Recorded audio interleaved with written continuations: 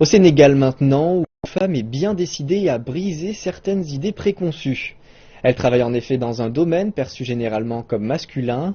Ndeye Kumba est propriétaire d'un des rares garages de Dakar tenus par des femmes. Observons comment les ambitions de ces femmes ont changé leur vie. Pour une affaire d'ordinaire gérée par des hommes, ce garage de la banlieue de la capitale sénégalaise porte un coup dur aux stéréotypes. Ce garage n'est autre que la grande idée de Ndeye Kumba Mbengue.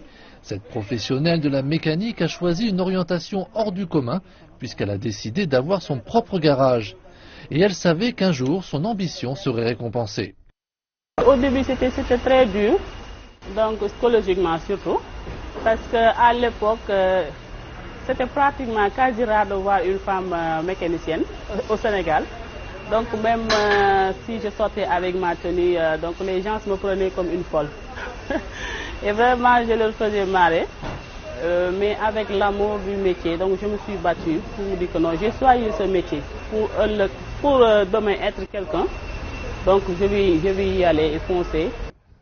Maintenant, on compte 35 employés, dont 10 femmes dans ce garage. Parmi elles, Lucienne Guévé, lorsqu'elle était enfant, elle était capable de réparer ses propres jouets en les démontant et en les assemblant à nouveau. Lorsque j'étais à l'école primaire, j'aimais réparer les objets. Quand mon père ramenait des jouets, je me cachais pour les démonter et les remonter avant même qu'il me les offre. C'est comme ça qu'un jour, un ami m'a suggéré d'apprendre la mécanique parce que je semblais être douée.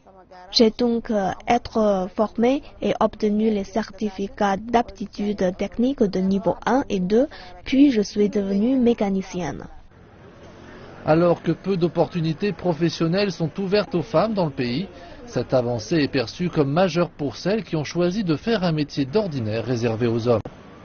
Les jeunes filles, et de les pousser à sortir et être qualifiées. Et c'est dans ce sens que vous trouvez aujourd'hui que dans le secteur de la formation professionnelle et technique, vous avez des filles qui ont obtenu des qualifications dans certains métiers, notamment la mécanique automobile, où vous trouvez aujourd'hui des femmes qui sont installées, sorties, qualifiées de nos centres de formation professionnelle, qui ont pu trouver des marchés, des financements. À l'évidence, ces emplois considérés comme masculins peuvent être occupés par des femmes pour un résultat équivalent, voire meilleur.